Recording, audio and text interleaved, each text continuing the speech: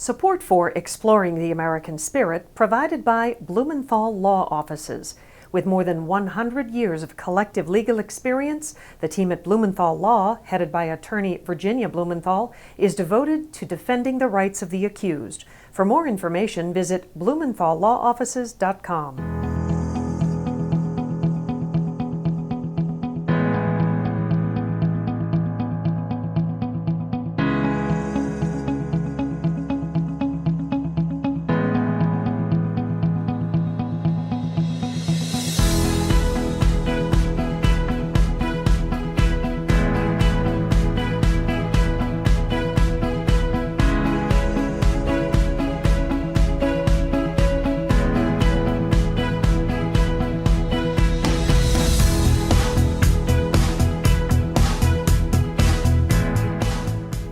Hello, I'm Mary Parks. While we use many words to describe the American spirit, such as commitment, perseverance, resilience, generosity, and passion, the truth is the American spirit at its best is the feeling we get when we see it in action or share in the experience of learning how we help each other. Our goal with this program is to bring you the inspiring stories we've found that demonstrate the American spirit, or better put, that have found us.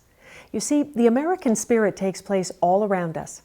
We want to help you connect with the individuals and organizations that are busy every day making an impact, solving problems, and meeting needs. I'll be your guide on this incredible journey, so pull up your chair, relax, and prepare to be inspired.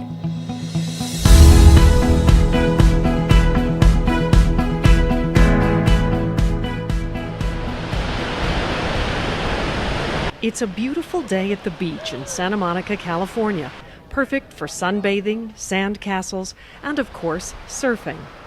Spread out, there's lots of room over here. The 130 people here are stretching and warming up for a day-long surf camp. This is a pretty unique setup, though, because the participants here are either volunteers or veterans.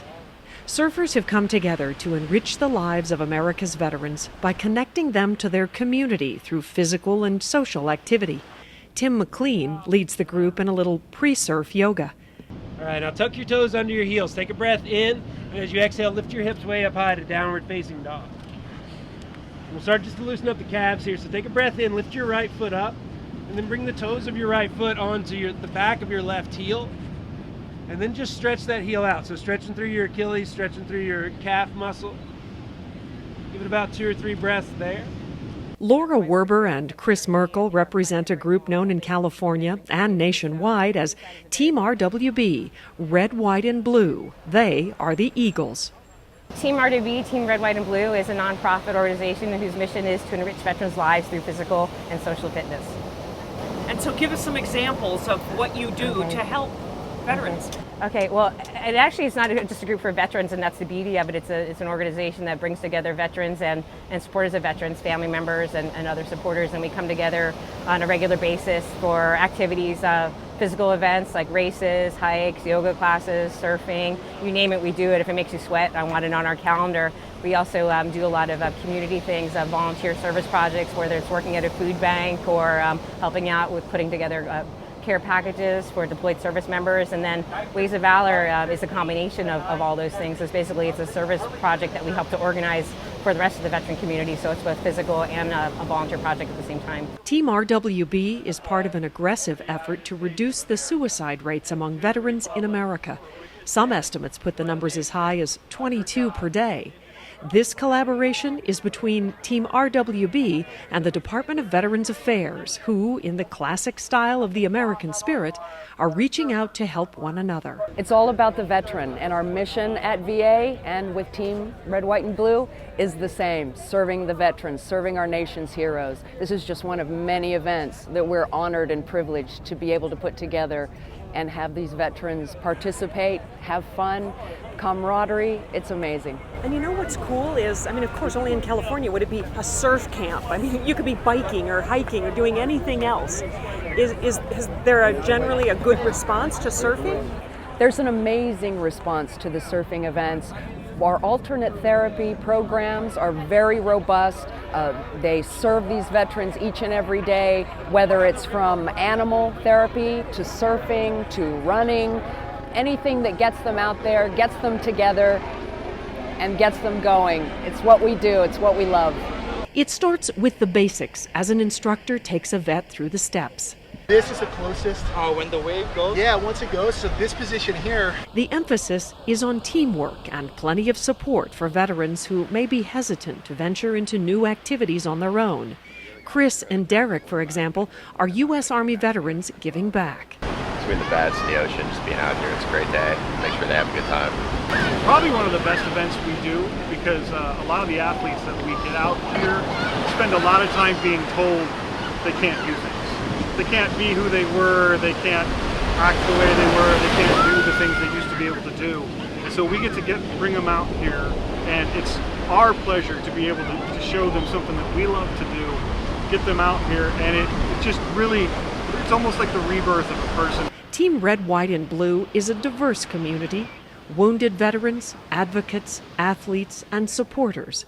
Surfing is just one of the many activities the group hosts throughout the year in the U.S. and a few overseas locations. We wanted to find a way that we could incorporate an activity for veterans. It's also a social part that would bring our community together. So veterans are really great at isolating and staying veteran to veteran. This really brings our community together and puts them, partners them with a veteran, surrounds them with somebody who knows what they're doing surfing-wise, to a veteran who's used to taking commands and learning something. So it kind of puts them in an awkward situation where there's no, you're in the military, I didn't serve. Now there's a balance of, I don't know how to surf, you know how to surf. They take the instruction, and it really places the veteran in a safe space. We surround them with a team of volunteers who really want to be there to help them. The 4 hours, they're not thinking about their injuries, mental, physical, or whatever it is. They just want to have a good time, and they want to be free, and they don't want to just be patronized as a veteran, and it's really freeing for them. And when they walk at the beach, that community member and that veteran are one, because now they have, no matter what their past, now they both experience something together, and like, that was awesome, like I had an awesome time. Thank you for sharing that with me. And it's a genuine, like, we like, thank you for your service, but when people come off the beach, it's like, next time you're in Santa Monica, like, give me a call, like, I'll take you out surfing, and there's a genuine connection, and it's an amazing feeling for our guys and gals. Carlos Rodriguez tells us an amazing story of grit, determination, and perseverance, examples of the American spirit. He was 11 Bravo infantry stationed at Fort Hood, Texas. After several tours of duty and a gradual hearing loss, Carlos was honorably discharged. Right after I was discharged, I had a brain aneurysm, and I guess that's the reason why I was losing my hearing. And I almost died when I went to when I got accepted to when they took me to UCLA, but they saved my life. But you're doing well enough today. You're going to surf. Hey, I didn't die, like I said. So if you die, you're not doing that well. If you don't die, you're doing pretty good. Are you here to surf or volunteer or both? I'm here to surf. They wouldn't let me volunteer, but I'm here to surf. Do you know how to surf? No. Are you a little nervous about that? I didn't die from my brain surgeries, so I'm pretty sure I'm not that nervous. You've been through a lot. Yeah, somewhat. I'm alive, so that tells you right there, you know? If you don't die, I guess you haven't been through a lot. So has Cindy O'Hara. She served our country for 20 years active duty with the U.S. Navy and a second career in the Army Reserves. She's among many here recovering from a traumatic brain injury. And even though she has difficulty simply walking, today is her chance to conquer surfing. I have lots of fun and helps me get some exercise, gets me out of the house, gets me talking with other veterans, and get some sun, some vitamin D. How important to you is the camaraderie, being with other veterans? Oh, that's really important, because otherwise I'd be home by myself. So yeah, the support of the other veterans really helps, and to see everybody achieving more and exceeding their boundaries. So, I mean, we're used to that in the service, is pushing our limits all the time. So I think this is a good activity to do that. And speaking of pushing the boundaries, you're going to surf today. Are you a surfer? No, I'll call myself one after today. Cindy, you crushed it! Oh my gosh! So good! Woo! Well, you're out there fresh Here? Yes! We had a double on the last one. Yeah. here. Want to sit on the board, Zappian? Yeah. We gotta put our queen back on her throne. Yeah. The surf queen. Awesome. Good job, Cindy. Thank you. That other one was awesome. The last wave. That's the one you want to end on right there. That was incredible. That was awesome.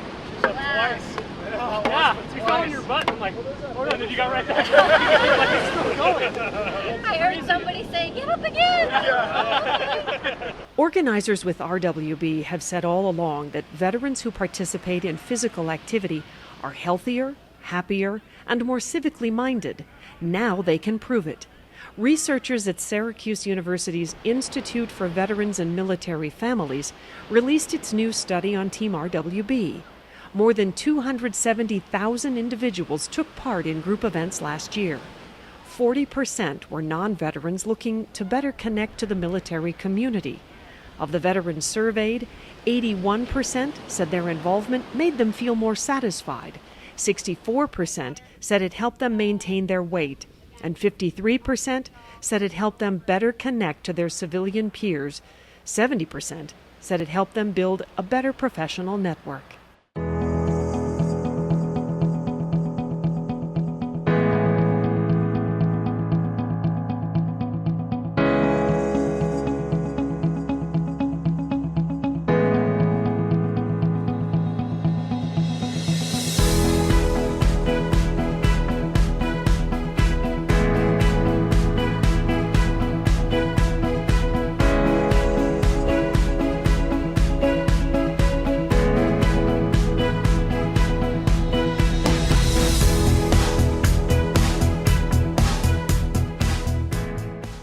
Jeff Viscontini is a retired Marine having spent time in Vietnam. The desire for support and a sense of community is as relevant for older veterans as it is for those who recently served. Talk to me about this experience. It's cool. I got a little bit of a heart problem, so I'm just trying to get some exercise. And this came up. And William Heddleston, 14-year-old pro surfer, my nephew, he's surfing next week in Huntington. So you're a natural. I'm going to get a little practice before I go see him next weekend. So this was great. Events like this, what does it do for our veteran community? I hope. I don't know. There's something different out there than what we've been doing. Cool to hang out and surf To surf, just something other than drinking and drugging. Oh, it's excellent. It's amazing. It's exhausting. Well, I saw you wipe out a little too. Yeah. Oh, it's funny. That part I thought would bother me most, but it's just catching your wind and having enough energy to get up there after you've gotten out. But I have like the most amazing support team. So are you a surfer? No, this is my first time. So I think. Oh, wait. Well, I just started. Yeah. Yes. So I was very nervous this morning. I thought a couple of times about whether I should come, and I knew I would enjoy myself because I have a couple other teammates here, but I was really nervous about how I would feel once I got out to the bigger waves. But really, the support team, I hadn't expected that, so it makes the right kind of learning experience. So it's super positive. You did great. Very thankful. Not all volunteers are veterans themselves, but many, like Shayna Nahir, have a strong connection to the military. Are you a veteran, and why are you here? I am not a veteran, but my father was a Marine Corps veteran of the Vietnam War, and I just grew up with that sense of supporting our troops and basically our U.S. warriors. So I haven't been in California long, but I am active with the veterans group because they deserve our support. Are you a surfer? I am a surfer. Only been doing it 2 years, but they said, yeah, we'll take all the people we can get, and it's definitely a workout, but so satisfying because we're out there with the troops. At least that's how I feel about it. It's like I'm giving back some kind of way, in a way that actually, in my opinion, nourishes their soul because they're out there. Today, mission accomplished on a beach in Southern California.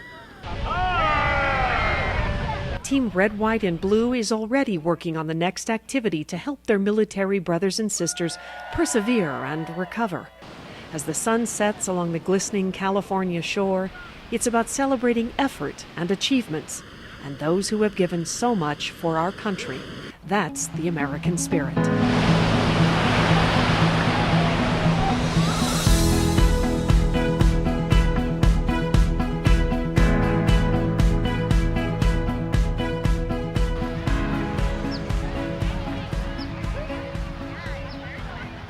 misty Saturday morning, just before Memorial Day 2016, 1,000 volunteers fanned out across Riverside National Cemetery to carry out perhaps one of the most patriotic tasks ever, putting small flags on the markers of 200,000 veterans. It's tradition, an effort known as a flag for every hero. Taxpayers buy the flags through the government, but placing them falls to volunteers like Vietnam veteran Phil Millard. It's heartbreaking, but especially the amount of young people. What's so heartbreaking for older veterans like Millard is that war used to be the leading cause of death in the military. But in recent years, government studies show troubling trends among those we honor for their service. Many have died by their own hand, and at more than double the civilian suicide rate. I also think that it has to do with the length of the war and the multiple deployments. In Vietnam, somebody would go over, they'd do a deployment, possibly two, and they were out. Guys now, they're going over, they're doing 3, 4, 5 deployments at a time, and it takes a toll. It takes a toll on the mind, it takes a toll on the body, and I wish the government was doing more for them. I really do. The government really has let the veterans down, period, across the board.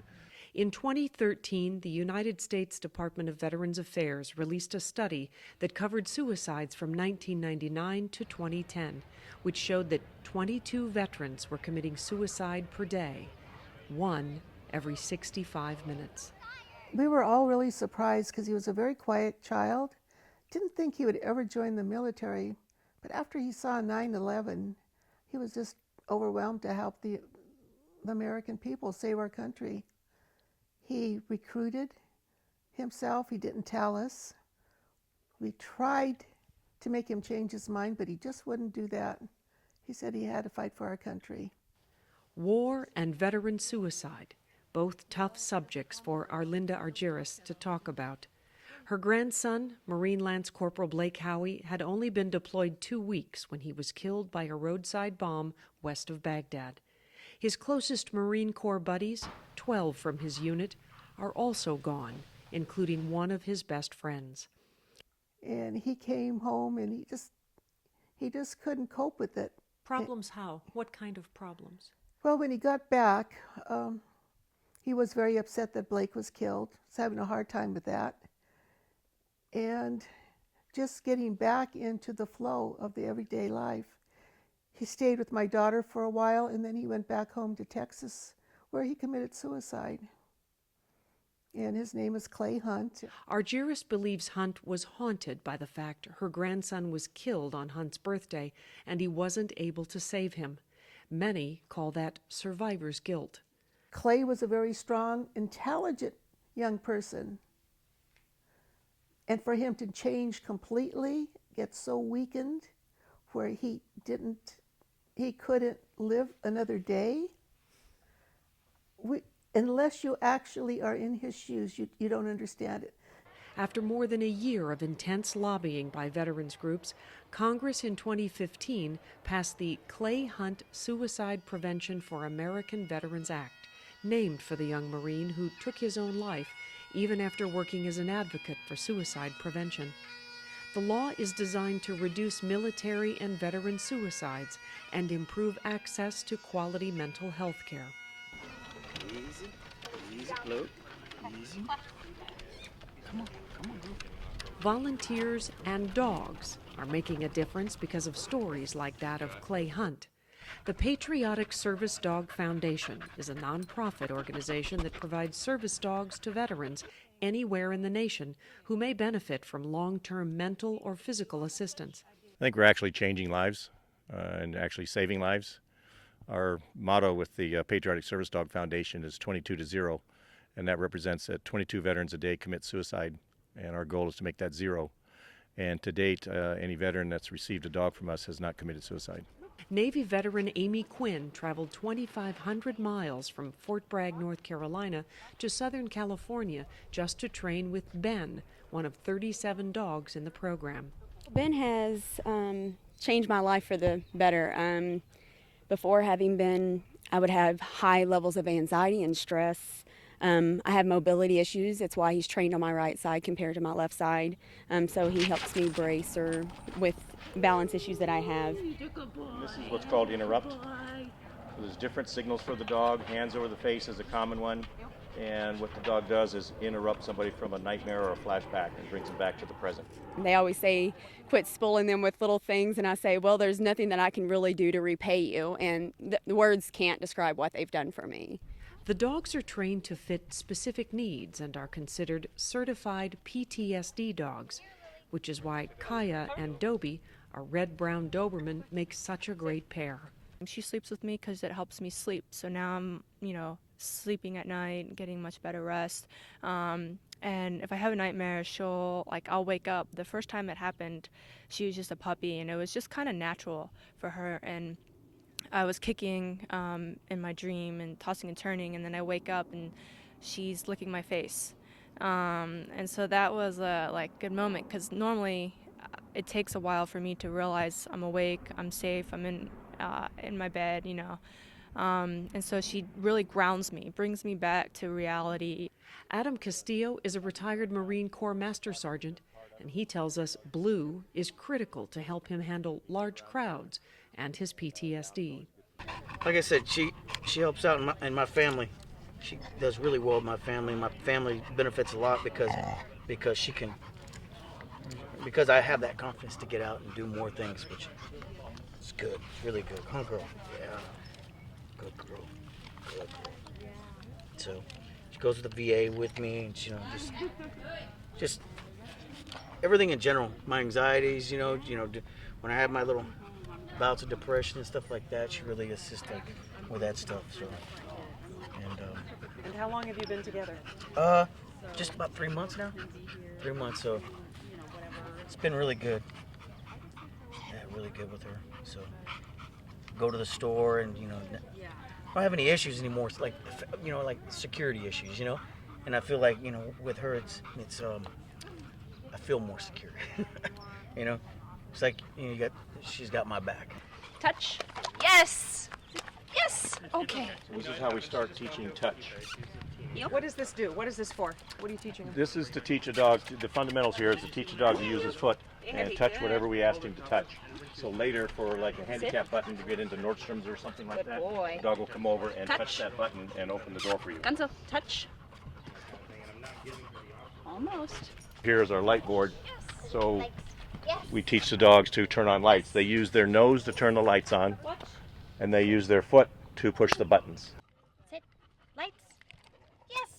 A dog trainer for decades, Tom Tackett collaborated with the nonprofit to help veterans, seeing a need and fulfilling it, an example of the American spirit in action.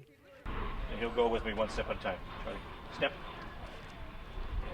Step. Step. Step.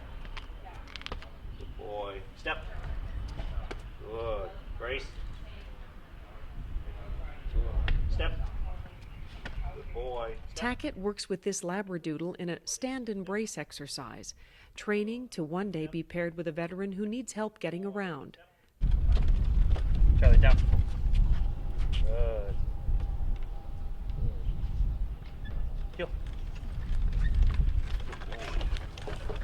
You little cheater.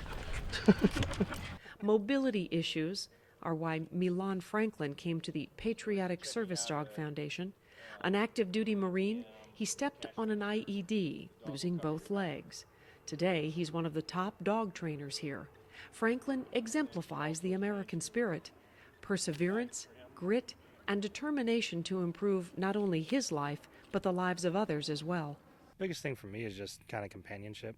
It's for me, it's, I get really frustrated with everything. I'm trying to make dinner or something like that. I drop a fork and I can't get it, or, it's frustrating. It's like to be a grown man and you can't even, pick something up or whatever. So, the biggest thing is she just keeps my frustrations down, and I lately have been calling her my old reliable, because she used to be really, really quick at everything. She's kind of getting older. She's only 3.5, but she's kind of like a little lazier about it these days, but in dog always years, comes what, through. 20 something? Yeah, it's almost 30, yeah. And she comes through always. It's always over reliable. She just, hey Brody, I need that. She's okay. drops what she's doing, walks over, grabs it, and brings it to me. You know, turns on lights. What's been the most difficult part of working with your dog, or any of the dogs in training? The most difficult part is just trying to think and evaluate what the dog needs from me at any particular time. You know, I'm going around trying to figure out what this dog needs, and I go and work with another dog. It's like, okay, what does this one need? And, you know, it's just mentally a lot. So by the end of the day, it's like, oh, I'm tired. You know? Let me ask you, so it's been all over the news and the newspapers, even Tom mentioned 22-0 and that number 22. More dogs, would that number go down, you think? Absolutely. I absolutely think so. Everybody that I know, you know, just personally from, you know, my military background as well as that I've met professionally here, you know, all of them, they get off their meds after like less than a month. You know, almost all of them, they stop everything. As soon as they get the dog, it's just a huge change. Hup. Yep. Good. Patriotic Service Dog Foundation survives on the generosity of donors and volunteers like Adrienne Medrano, a puppy raiser. She donates several hours a week to work with puppies, knowing that one day the dog may save the life of a veteran. He has a bigger goal in life than being my pet in my backyard. He's going to be a lifeline for somebody. He's going to save somebody's life. And even though that's going to be hard for me, I'm going to turn around and get another one, start over, and I just keep that mindset. So, Are you crying? Almost, because I know it's coming, but to me, it's just such an important role. And I know Howie, even though we're going to say goodbye, will be just amazing for somebody. And that's my mission, really. You know, if I could do 22 dogs myself, I would. So we're starting with number 1. At the end of the day, a smiling group photo, knowing this close-knit community of volunteers and trainers have made a difference in the lives of military heroes. That's the American spirit. We hope you enjoyed today's American Spirit stories. I can tell you how humbled we are each and every time we learn about what is being accomplished in our communities by the generous acts of the individuals we profile. Amazingly, our greatest challenge is deciding which stories we have time to tell and which ones must wait for another day. It's actually rewarding and inspiring to know there are so many amazing people doing such great things for our communities. Please join us again as we continue exploring the American spirit. I'm Mary Parks.